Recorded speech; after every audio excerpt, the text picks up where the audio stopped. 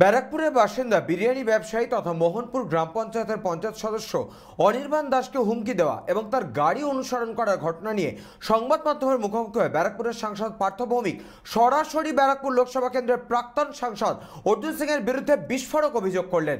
তিনি বলেন, ব্যারাকপুরের এক ব্যবসায়ীকে খুনের জন্য বরাত দিয়েছিলেন অর্জুন সিং। এছাড়াও তিনি অনির্বাণ দাসকে হুমকি দেওয়ার ঘটনা নিয়ে বলতে গিয়ে বিহারের জেলে বসে দুষ্কৃতীরা এই সমস্ত ঘটনা ঘটাচ্ছে বলেও দাবি করেন। এর পাশাপাশি তিনি অনির্বাণ দাসকে নিয়ে পুলিশ কর্তাদের সাথে তার কথা হয়েছে বলেও জানান। তিনি এদিন আর কি বললেন শোনাবো আপনাদের।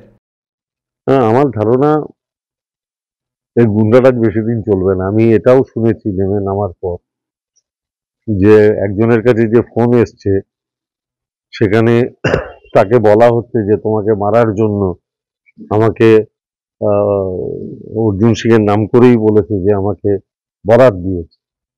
তো আমার ধারণা এই গুন্ডারাজ তো অর্জুন সিং কায়েম করেছে ব্যারাকপুরের বুকে, হেরে যাওয়ার পরেও ভাবছে যে ভয় দেখিয়ে গুন্ডামি করে মানুষকে সন্তুষ্ট করে থাকবে। কিন্তু আমি আপনাকে বলছি, প্রশাসন বলেও একটা ব্যাপার আছে এবং প্রশাসনের উপরে আমার আস্থা আছে, এবং আপনারা নিশ্চিত থাকুন এর একটা কিনারা হবে। অনির্বাণ দত্ত আপনার দলের জনপ্রতিনিধি, সেই আতঙ্কে ঘরবন্দি বুঝতে পারছি, নিরাপত্তা দিচ্ছে কি বলবেন? না, আমি ওকে পুলিশকে যা বলার বলেছি। আমার ধারণা পুলিশ থাকলে ওর নিরাপত্তার কোনো অভাব হবে না।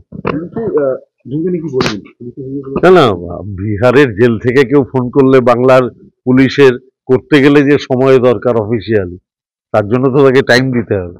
ব্যারাকপুর থেকে শওকত গঙ্গোপাধ্যায়ের রিপোর্ট, চ্যানেল 24/7।